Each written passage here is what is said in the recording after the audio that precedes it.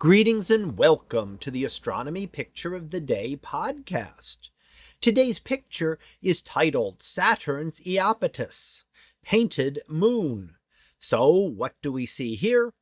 Well, this is one of the moons of Saturn, and it is known as Iapetus. This is a very unusual moon, and since earliest times we've studied it with spacecraft, it has confused astronomers because of its very unusual structure. Sometimes we have objects that are very light and others that are very dark, but very rarely do you see one with this kind of distinction. We have one side that is essentially ice, snow, that is there, and it is extremely bright, extremely reflective.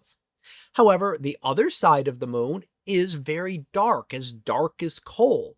So if you think about that, one section of this moon is reflecting 90% or more of the light that strikes it. The other side is reflecting less than 10%. That's an extreme difference. We talk about lighter and darker areas on our own moon, but the difference in reflectivity is nowhere near what we're seeing here.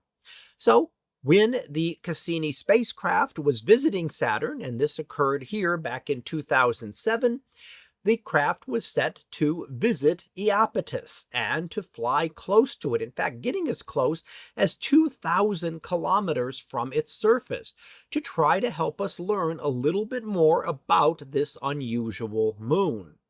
Now, looking at the moon itself, it isn't that different than any other moon. If we ignore the coloration changes, we have a very large impact basin down there to the lower left-hand side. We see many craters scattered around that are from impacts of other objects that have crashed into the moon. So the structures that we see are things we see on all sorts of other moons, including ours. So what could be causing this? Well, a couple of ideas are that the dark material is some kind of carbon-rich material if the ice evaporated. And in fact, the ice in this case would undergo a process called sublimation, going directly from a solid to a gaseous state. And the gas would be not able to be held by the low gravity of the moon and could then escape. So the ice would disappear and the sooty material would be left behind. Some of this could have also come from other moons. As meteors and other objects crash into other moons, they will release material out into orbit around Saturn, and a large impact could then leave a large amount of material that Iapetus might have come close enough to and essentially have its surface painted with this carbon material.